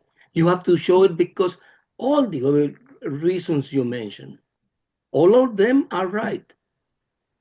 So it's in thematic. All of them, including the cachet, or all of them No. but the cachet? Except the cachet. Oh, all the so rest here we of go. what The Colin cachet said is out. is right. Okay. But it's still a first day cover. So we're showing a first day cover. It doesn't matter. In one of my daughter's collections on birds, there is a US first day cover. One. But not because being a first day cover, is because it's correct.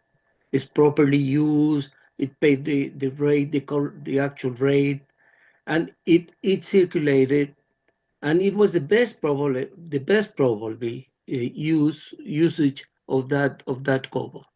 Right. But it goes back to, I think we're talking along the same lines. Within a first day cover exhibit, ideally, it transited the mail. It has an auxiliary marking or something added to it.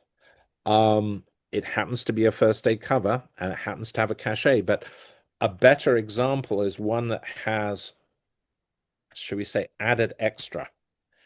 And in a thematic exhibit, what you're saying is a first day cover that has added extra is okay, but a basic one is, nah, not so good. So we're actually kind of, there's more common ground there than maybe it seems. I mean, if somebody in a thematic exhibit shows one first day cover that's not the rate, it's got a nice cachet, it's got a beautiful cachet. No, it's going to happen nothing. Nobody's going to punish that. Right. So really, what we're making a difference where there really isn't a difference.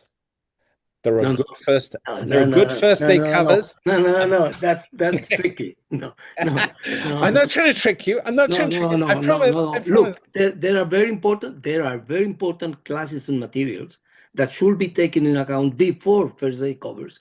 Let's see, fiscals. Right. Let's see, maximum card. Somebody, Melendez or someone mentioned that. There are a lot of things that should be taken in account before caches on first day covers. Well, as with any exhibit, whether it's traditional, whether it's postal history, whether it's thematic, or it's first day covers, or it's aerophilately, there is always more stuff to exhibit than you have space to show it. Sure. The key thing is the selection of the material that you show. And say you have a theme of fish and you don't have enough better stuff, maybe you have to put in some first day covers to fill the space. But in a perfect world, if you had enough material and you selected the material well, they might not be your priority. So sometimes you have to be pragmatic and say, well, hey, he just doesn't have enough good stuff. And the medal level will reflect it. Yeah. I don't know. Henry, ¿puedo? Adelante. Go ahead. Esto es culpa de Lima, nada más. If it is a good exhibit, let's say, as you mentioned, a fish thematic exhibit, there is no reason at all to show a first day cover, no matter how good or even if it is the better thing you ever seen. Because regarding fish or fishes or fishing, there is so beautiful material coming from any other class, traditional, postal history, postal stationery, and so on, that in thematic, you don't need a fish first day cover at all. And Well, that's true. That's right for almost every important thematic exhibit, or thematic theme for exhibit. That is assuming that the collector has been collecting long enough Sure. and has a big enough budget to get the best material. And you are absolutely right. If you're a younger collector with a limited budget, because you've got a mortgage and you've got student loans and you've got a wife and a small child to support, sometimes you can't always have what you'd like. And sometimes you have to make a compromise. And I think life is always a series of compromises. And sometimes you have to compromise in what you put in your exhibit. May I interject with one thing on that? In thematic, I also always heard that you need a diversity of material. Now, Absolutely. having first day covers doesn't give you that extra opportunity of diversity. Well, that's that's it. You want a meter mark, and you want a proof, and you want an essay, and you want a variety, and you want a missing color, and you want an imperf, and you Hey, want you want a first day I cover? don't want a first day cover. So it's like, okay. I mean, one could say there's a lack of consistency. No, not at all. Let me tell you, I can use in my tobacco exhibit one of those, any of the two mulready you show. Right? That And one could be a first day cover. sure, and that is correct, absolutely correct. But the reason will be the drawing, not the accidental Right. information that comes from being a first day cover. But on the other hand, within your exhibit, if you show a mulready that is an ordinary penny rate in July 1840, right? But if you can show one that is a 6th of May, that shows knowledge. It's certainly a more important individual item than a July use. Yeah. And oh my goodness, if it's actually addressed to a foreign destination, that's even better if it was on the 6th of May. I mean, we're stretching here, but again, All of that is great, Colin, but no first day covers. no. Let me tell you what's the problem with this one.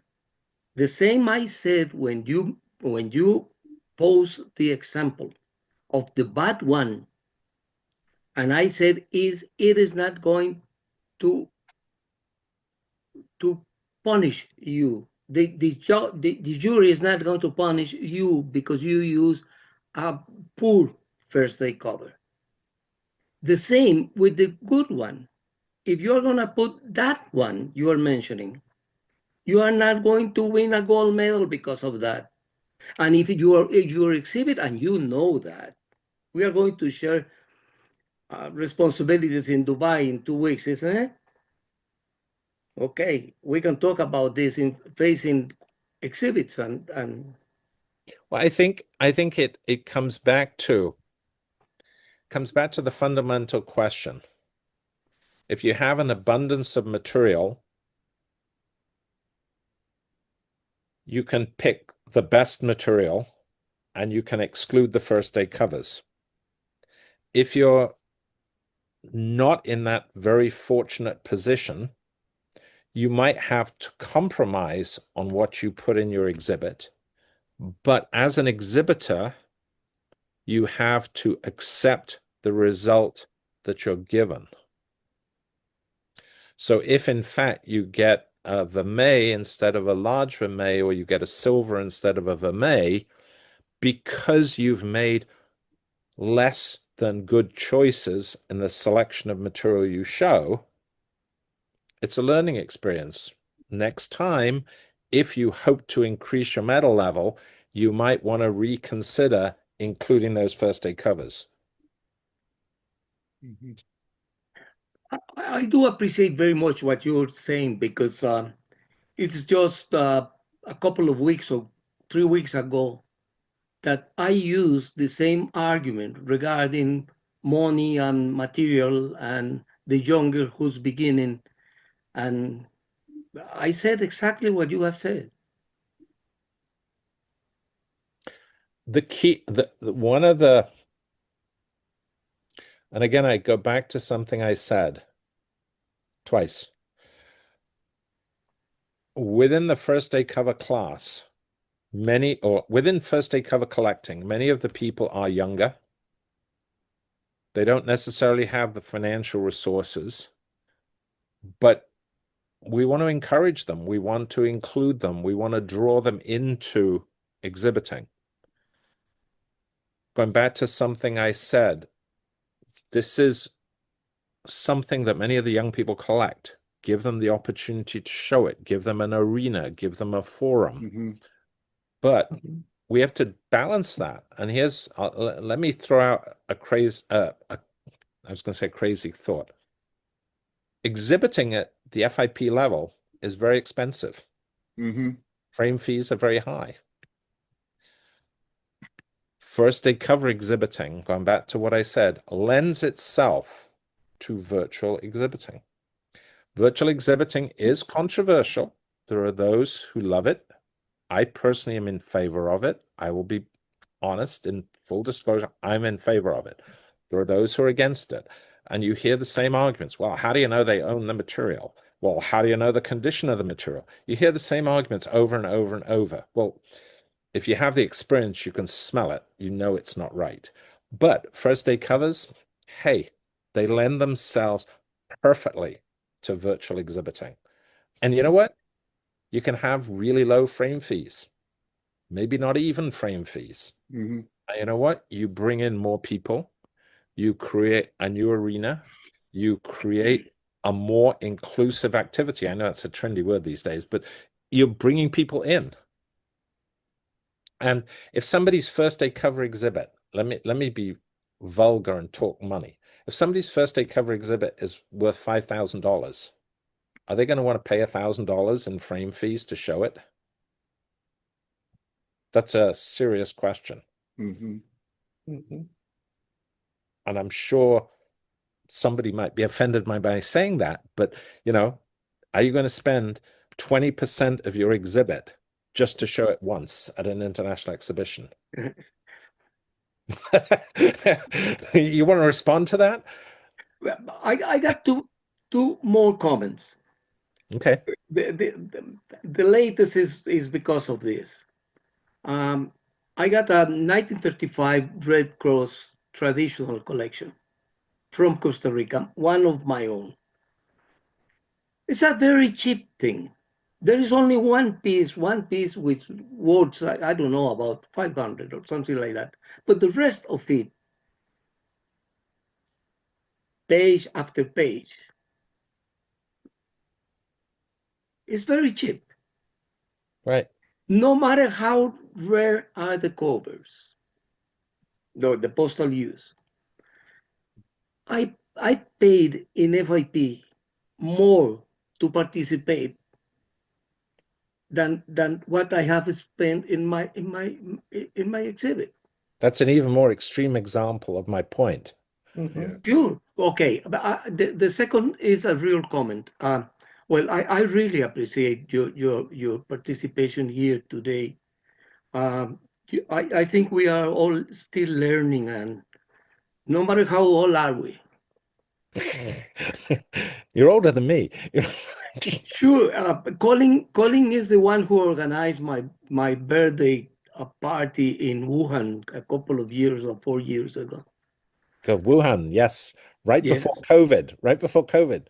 We were right there in the Before COVID, incubator yes. of COVID, depending on your point of view. The comment I got is the following: people working in this commission you mentioned on FDC, have you looked after what's happening on open class and on postal cards? Because they have very recent experiences regarding what you're doing, and my feeling is that inconveniences and success in the cases they have found uh, could actually help. I'm sure you have done that. I think you're absolutely right. There are lessons to be learned from those other classes. And again, I'll be blunt. It's taken postcards and open an awful long time to get where they are. We got our draft guidelines approved by the FIP board within 3 months. We're in a hurry. I mean, apart from this Boston coming up in May, but we don't want to spend the next 10 years trying to get this on the road. And if I learned something from those other classes, it's, oh my goodness, it's taken them an awful long time to get where they are. And we don't want to be in that same situation. We want to get up and running, and we want to get a class established as quickly as possible. We may not have the best product in the showroom. We may not have it perfect. I'm sure we're going to offend somebody. I'm sure some of the exhibitors are going to be grumpy and grouchy and not happy with what happens, but we want to get it up and running. You know, we're all getting older. We don't have 10 years to wait. So you're absolutely right. We've learned some lessons from those other classes. Thematic is changing the guidelines. It's gonna be ready in the next Congress. It's gonna be approved in the next Congress.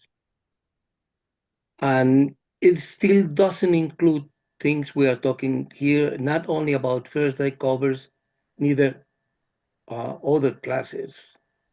It's still as tough regarding postality as it has been. I think, as in life, the more rigid you make things, the more difficult it is. And then you get a change in the commission leader or the chairman or whatever they call the person in charge, or you get some changes in the bureau members. And guess what? The new generation always thinks they're smarter than the old ones. And so they want to start changing things. And you know what? Sometimes what came before wasn't all wrong. And you need to be flexible. And again, one of the things we've found is the more rigid you try to make things, you're stifling creativity. You're stifling, how do I put it, innovation. And you know what? You have to give the judges some credit for being smart. Let them look at the exhibit. Has the exhibitor done what they say they're going to do? And objectively, have they done it well or have they done it badly? Well, And mostly well. do you Mostly agree with well. that or disagree with that? No. Even the bad judges, most of the time, do it well. Well, I'm not commenting on whether the judges are good or bad. I don't think I said that. I said, you as an exhibitor, you have to, the judge has to say, has this exhibitor done their job well or done their job badly? And based on the judge's experience, have they done a good job? And if they've done a good job, they should get a gold medal. If they did a bad job, they should get a silver or worse, depending on how bad it is. But we can debate this in Dubai. You guys have a We can pending count, conversation. we can count sand grains and debate this. All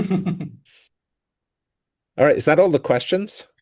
There is no other questions as far as I can see. And just a comment, I totally agree with you, Colin, that virtuality is a natural evolution that we need to adopt because either newer generations are not going to demand it, they live on it. And when we say newer generation, we are not talking about kids. We are talking about people already, young adults that embrace this day in and day out. And the other thing is past performance won't guarantee future or results, right? That is being used in other fields and is very applicable here is either change or else. And that's something that need to be considered in that way. I understand maybe an structure because of whatever happens on that. I won't comment into it, but the reality is that the evolution is going to come either we want or we don't. If you actually said something really, really important there, and if you put it in philatelic terms, if you look at exhibits from 40 years ago, either at a national show or an international show, and you look at exhibits today, they're very different. Absolutely. And if you went to the drawer and you pulled out an exhibit from 40 years ago and you went and you stuck it in the frames today, Bronze. you might have had a wonderful medal 40 years ago, and you're probably going to be crying today. Yep. The parameters, the criteria have evolved, and they're going to keep evolving. But well, I kept you all from your drinks very long time. Right? That's right. We have a wonderful conversation here, and thank you for sharing all those point of view. It's important because it's an evolution. I had to bring up, or I brought up that controversial item with the postality because we are in, I don't know what number of talk is this, but we are over the 800, and I can tell you at least on 200 of those, postality was always part of the conversation. So, Right. and the cachet were knock out at least half of that time. But you know, hey, it's evolution. So thank you for sharing all that. Yeah, it's definitely evolution. And as I say, it's all Aldo's fault. That's okay. We can always blame him. Great. Thank you, Colin. Really Okay, you're appreciate welcome. Okay. All right. your talk. Have a good Great. evening, everybody, and thank you. Thank you. Okay. Y el Bye-bye. día de Bye. mañana.